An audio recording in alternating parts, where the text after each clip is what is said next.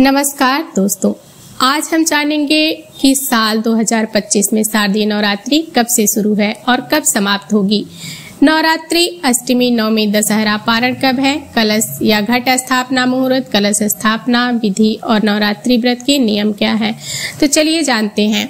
शास्त्रों के अनुसार अश्विन मास के शुक्ल पक्ष की प्रतिपदा तिथि से शारदीय नवरात्रि शुरू होती है।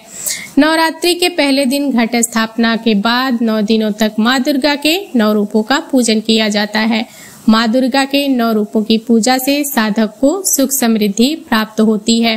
ज्योतिष के अनुसार हर बार की तरह इस बार भी नवरात्रि की प्रतिपदा तिथि को लेकर लोगों में कंफ्यूजन बना हुआ है। तो आइए जानते हैं साल 2025 में नवरात्रि कब से शुरू है। नवरात्रि, अष्टमी, नवमी, दशहरा पारण कब है, कलश स्थापना तिथि, शुभ मुहूर्त और नवरात्रि के दौरान ध्यान रखी जाने वाली बातें क्या है। साल 2025 में शारदीय नवरात्रि का पर्व 22 सितंबर सोमवार से शुरू होगा। प्रतिपदा तिथि प्रारंभ 22 सितंबर प्रातः काल 1:23 पर होगी। प्रतिपदा तिथि समाप्त 23 सितंबर प्रातः काल 2:55 पर होगी। घट स्थापना मुहूर्त 22 सितंबर प्रातः काल 6:09 से प्रातः काल 8:06 तक रहेगा। घट स्थापना अभिजीत मुहूर्त प्रातः काल 11:49 से दोपहर 12:38 तक रहेगा।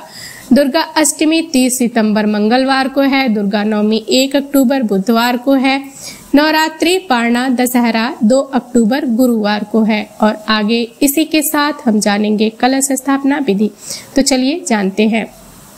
नवरात्रि के पहले दिन सुबह उठकर स्नान के बाद व्रत का संकल्प लेकर शुभ मुहूर्त में कलश स्थापना करनी चाहिए। कलश स्थापना के लिए मिट्टी के बर्तन में सप्तधान बोकर इसके ऊपर जल से भरा कलश रखना चाहिए। कलश में रोली से स्वास्तिक बनाएं और कलावा बांधें। कलश में अशोक या आम के पत्ते रखकर कलश में सिक्का, धूप, सुपारी डालें। इसके बाद एक नारियल को लाल कपड़े में लपेटकर कलश के ऊपर स्थापित करें। और आगे इसी के साथ हम जानेंगे शारदीय नवरात्रि के नियम। तो चलिए जानते हैं। शास्त्रों के अनुसार नवरात्रि 9 दिन सुबह माँ दुर्गा की विधिवत पूजा करनी चाहिए। नवरात्रि पर्व के दौरान घर में सात्विक भोजन बनाना चाहिए। इस दौरान लहसुन प्याज का इस्तेमाल नहीं करना चाहिए। नवरात्रि के दौरान नाखून, बाल और दाढ़ी मूछ भी नहीं बनवानी चाहिए। नवरात्रि में कलश स्थापना प्रतिपदा तिथि में ही करनी चाहिए। व्रत पूर्ण करने के बाद अष्टमी या नवमी का विधि विधान से उद्यापन करना चाहिए। तो इस प्रकार शारदीय नवरात्रि की जानकारी पूरी हुई।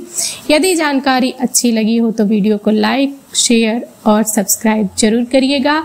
और ऐसी ही जानकारी पाने के लिए हमारे YouTube चैनल को सब्सक्राइब जरूर करें।